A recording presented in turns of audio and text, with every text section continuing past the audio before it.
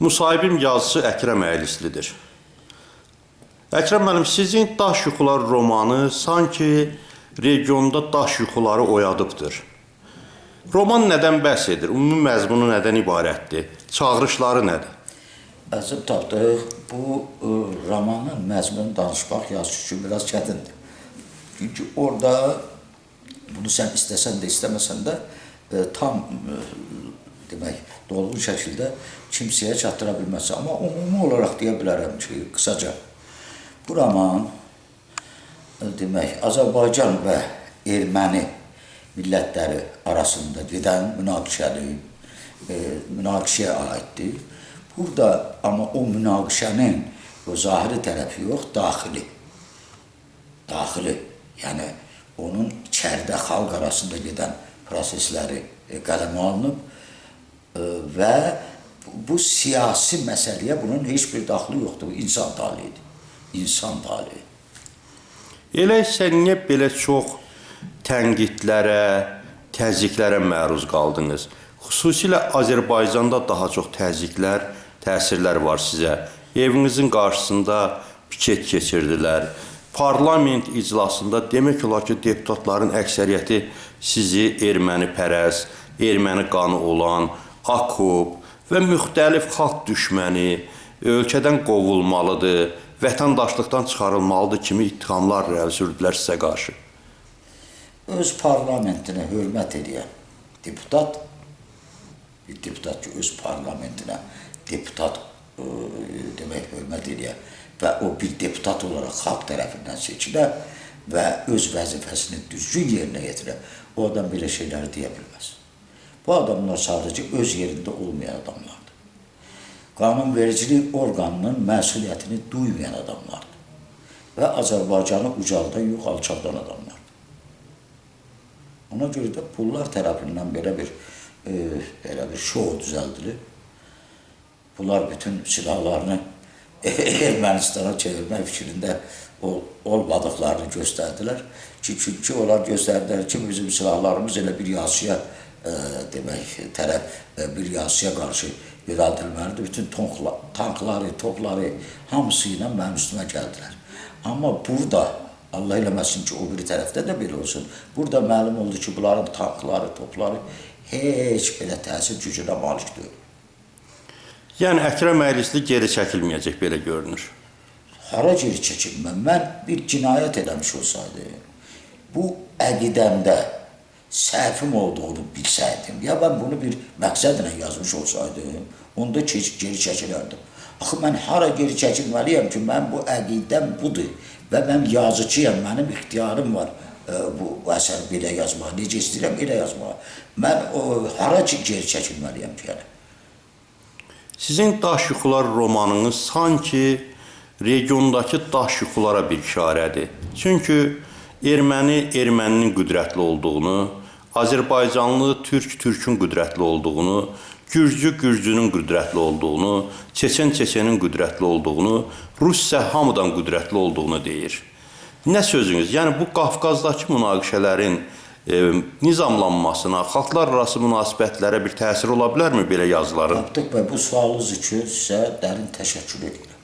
Doğrudan da yerində verilmiş çox yaxşı sualdır. Bu sualı çox geniş cavab vermiyorlar, amma qısaca nəyə deyə bilərəm?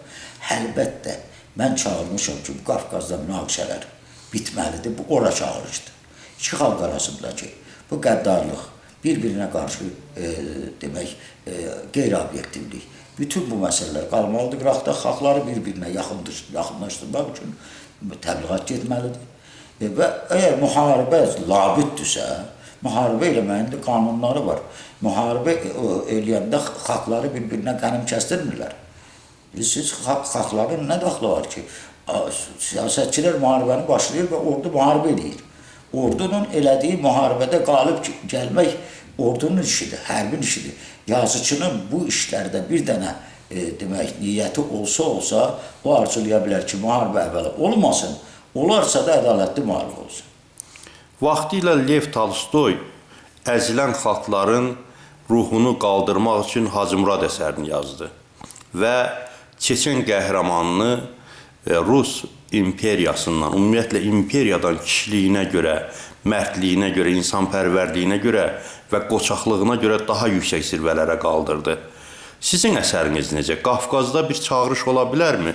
Məsələn, erməni yazıçılarından, gürcü yazıçılarından, rus yazıçılarından öz həqiqətlərini yayması üçün, yazması üçün bir çağırışlar gözləyirsinizmi? Yəni istək gözləyirsinizmi? Bu mənə elə gəlir ki, bunu müdafiə eləyənlər tapılacaq və çox. Azərbaycanda da bu var. İndi söhbət bundadır ki, bu münaqişənin aradan götürülməyində maraqlı olan adamlar bu müdafiə qalxacaq. Bu təbiidir, bu olmalıdır və bu olarsa çox yaxşı olar. Çünki bütün dünya, indi dünyanın siyasətçilərin səmiyyətini deyənmərəm, amma xalqlar həmişə bir yerdə yaşayıblar və bir yerdə yaşamaq istəyirlər. Yəni, dediyimin canı odur ki, Qafqazlarda bu müharibənin demək, labüddiyinin müəyyən qədər, qeyri-labüddiyinin müəyyən qədər aşağılamaq, yəni onu labüddük qüvvəsinin biraz itməsinə, o xalqlar arasında anlaşılın biraz daha geniş mənada olmağına və s. bu şeylərdə yazının, bu romanın köməyi ola bilər. Sizin çağırışlarınız, müraciətiniz erməni yazıçılarına, gürcü yazıçılarına, rus yazıçılarına, çeçen yazıçılarına? Mən dünən bu Yerevandan mənə bir nəfər jurnalist zəng eləmişdi, mən ona müzahibə verdim.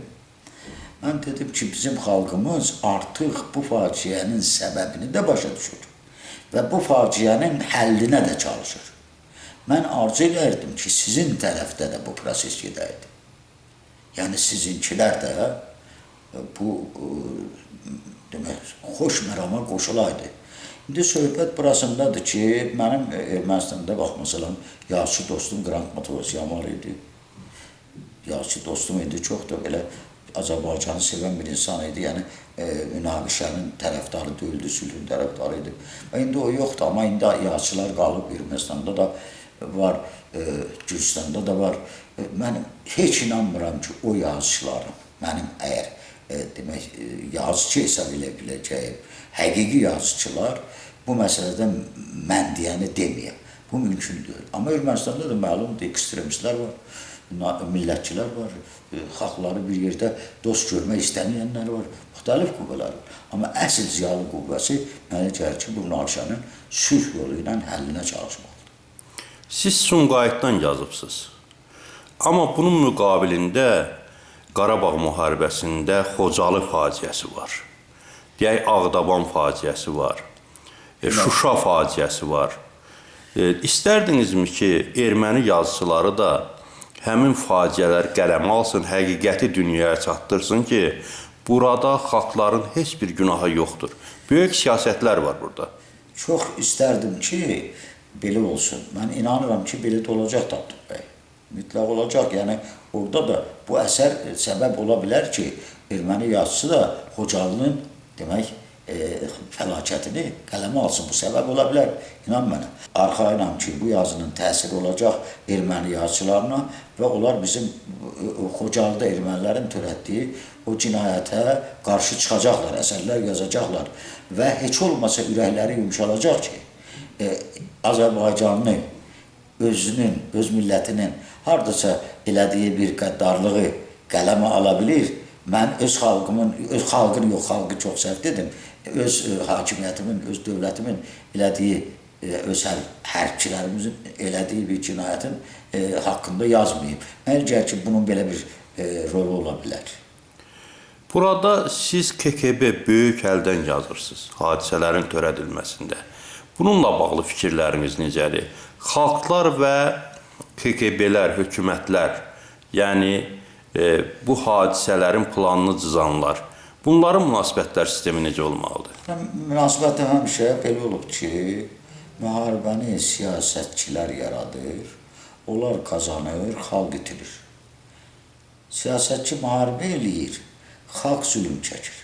Mən bunu belə anlamışam həmişə, elə düşünmüşəm və bu xalqların fəlakəti üstündə özünə, nə deyirlər ona, yaxşı, o bir söz var, indi yadıma düşmədi, demək, gözəl həyat quran, vəzifələr tutan o iki faciənin hesabına mal-mülk sahibi olan, bu təbii şey olur həmişə.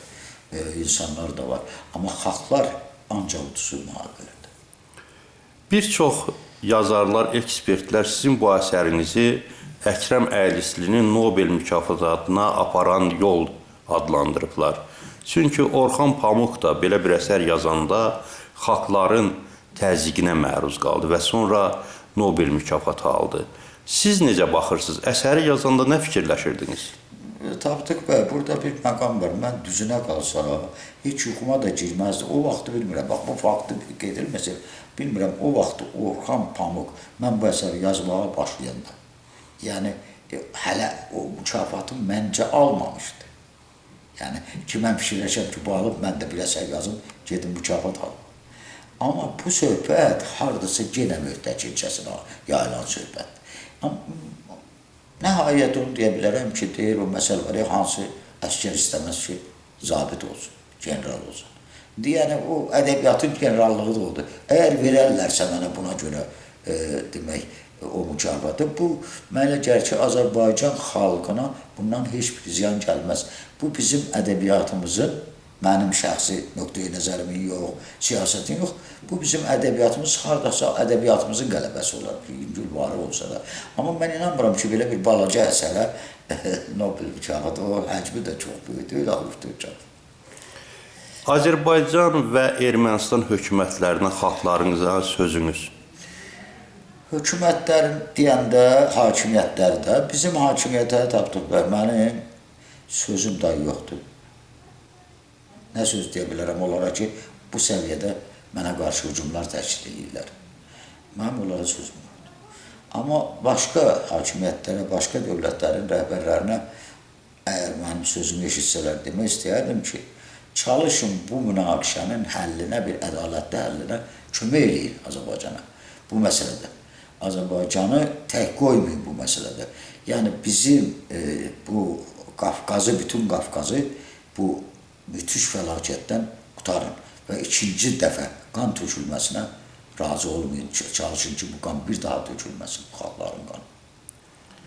Son sualım. Həyatınıza, ailəmizin həyatına təhlükələr hiss edirsinizmi? Bilirsiniz necədir? Mən o mənada hiss eləmirəm ki, mən inanmıram ki, hakimiyyətin göndərmədiyi bir adam gələ mənə hardasa təhqir eləyə, ya mənə vura. Bunu eləsə, hakimiyyət eləyə bilər. Mən insanları tanıyıram. Bax, bu gün evdən çıxmışam, görür ki, insanlar mənə hörmət edir.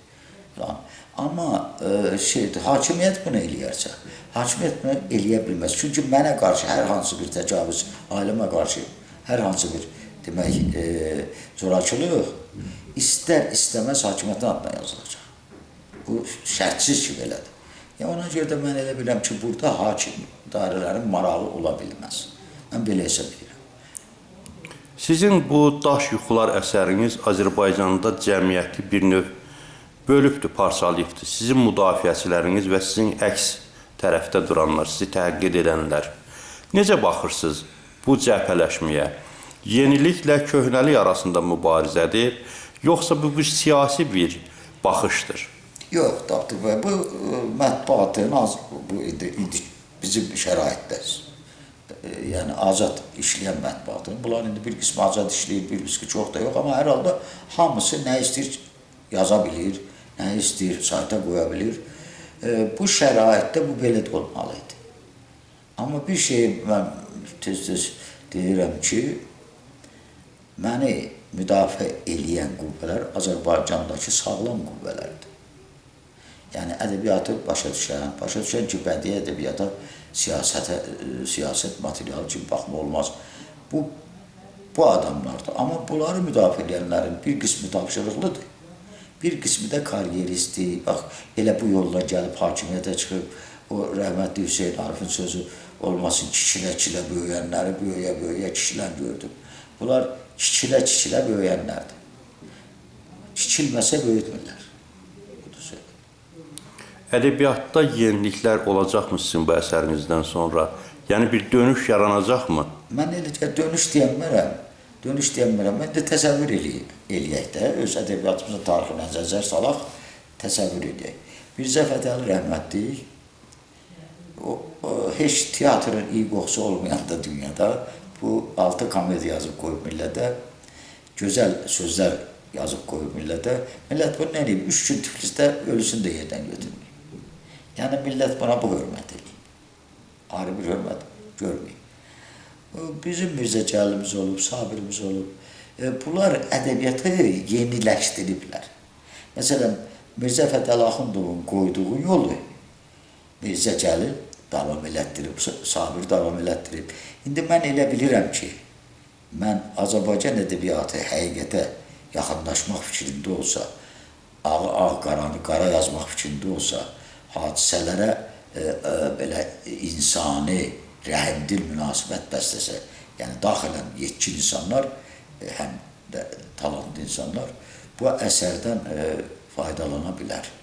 Bu əsərdən faydalana bilər və Azərbaycanda doğrudan da müəyyən, indi mən deyəmərəm, məsələn, Azərbaycanda ədəbi mühiti dəyişəcək, amma ədəbi mühitdə bir saflıq, bir ürək genişliyi və s.